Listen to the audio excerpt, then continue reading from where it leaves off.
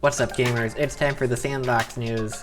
There's not a lot of news this week, other than the whole key system, which you've probably heard of. If you haven't, you should watch my previous videos where I explain how the new key system works. So basically, it's open to technically anybody to get a sandbox key. Right now there's one new key generated every 30 minutes. You just go to the sandbox website and you can enter the queue. But as of recording, the queue is actually 19,000 players long, and it's organized by your Gvarados Steam workshop. So you have to own Gvarados to be able to enter the queue, and depending on how many views and subscribers you have on the Gvarados workshop is where you are in the queue. So technically anybody could get it, but realistically the game is probably going to come out before the queue ends. I'm sure there will be a lot more opportunities to playtest the game later on. But right now it's not really available unless if you have some of the most popular Gvarados add-ons. But that's okay because the game's not ready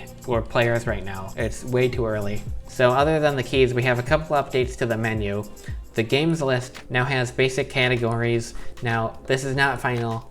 It probably won't end up looking like this in the future, and we can't actually set tags yet, and I don't really know how these are organized. Also, the official Face Punch game modes have been given new icons. Here's one for Sandbox, here's DM98, AI Lab, Sandbox. I think that's all of them. Oh, and here's Towns, which we'll be looking at later because Towns had some big updates. On the Sandbox dev website, we actually have a preview of how our icons will look now. This icon is just a placeholder, but it happened to fit the formatting pretty well. Here we have examples of good thumbnails and bad thumbnails. This one has too much text on it, and this one's just some random meme. There are some tips and a template here for people to use. Also, they added a detailed graph so we can see how many players have been playing on our game modes. Somehow 72 people were actually playing on my zombie horde on Wednesday. Pretty crazy. That was the day when they started doing the new key system, I think. Now back in game, we'll look at the construct updates, except it actually wasn't updated this week. So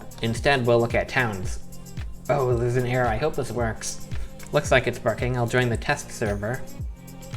Maybe it's not working right now. I'll try again, but there's a good chance it's just broken right now. Maybe the test server is down. Well, what they added was an inventory system and crafting. I can actually open these up right now.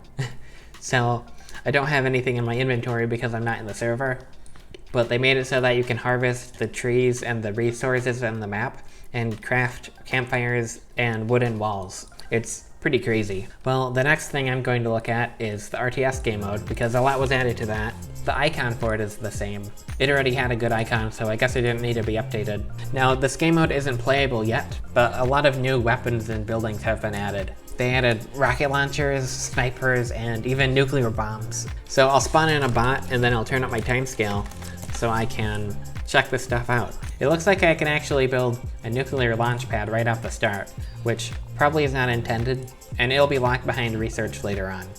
Can I actually fire this? Oh, I can. I'll fire the nuke right away.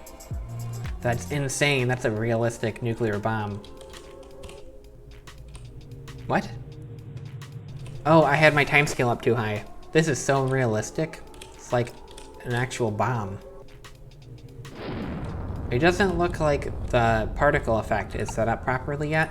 I'm sure it'll be adjusted later.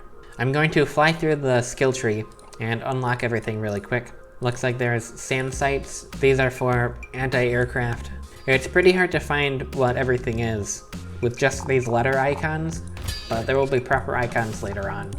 Oh, also they added sound effects for when I'm building. That's pretty cool, I just realized that. There is a lot of technology to research. This game mode is actually a lot more advanced than I thought it would end up being. I'll build an airfield. I think I have all of the new buildings built. I'll take a look in here. I think the APC vehicle is new. Maybe it's not new. One of these has got to be new, so I'll spawn them all. Ready, let's get this as you wish. Let's get it done. These are all the vehicles right now. Obviously they're placeholder. And we have the Chinook and the Apache helicopter. So the Apache is a new one. It can occupy one ground unit, so I wonder what that does. There are 6 different types of infantry units right now. The cannon fodder, the assault, the medic, the grenadier, the anti-tank, and the pyromaniac. Tell me what to do. Let's get this done. They all have different outfits too. Ready. Let's get this done. This is the assault. I'll really have to zoom in on the video but it looks like there's custom weapons for these guys. I think this is a custom hold animation for the RPG, so we might be able to use that in other game modes. So here's what all the ground units look like currently. The skin color is randomized, but I believe the outfit should be the same. Also, there's a scientist unit. Tell me what to do. Be there soon. Here's the scientist. The shoes on the scientist are messed up. Huh. This is insane. It looks like from the base I can call down an airstrike. I'm pretty sure this was in last week. Yeah. None of the vehicles have any special abilities yet, but I think, yeah, the Grenadier, he has the Molotov that we saw last week. Looks like it's not working right now. The medic has like a heal potion. That's pretty cool. It lasts for a long time too. I actually have the time scale turned up to 3, so everything is moving at 3 times speed. The Assault looks like he has Adrenaline, and he has a Dome Shield ability. That looks pretty cool. These particles are really nice. And it looks like the different units have different protections against the elements, so I guess this is fire. Most of these guys take extra fire damage. It looks like the Assault unit takes less bullet damage, and the Pyromaniac obviously takes less fire damage. It looks like the vehicles are resistant to both bullets and fire. Same with the aircraft. Oh wow. The SAM sight actually fires at ground units too. I feel like that's not intended, and it'll probably get changed later.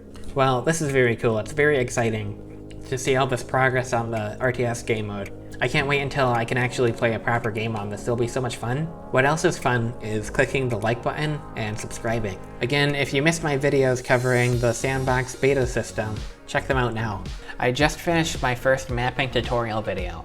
It takes you from not knowing how to open up the tools to uploading a complete map in just 14 minutes. It's coming out 1 hour after this video comes out, so chances are the video is already live. You should go watch it right now.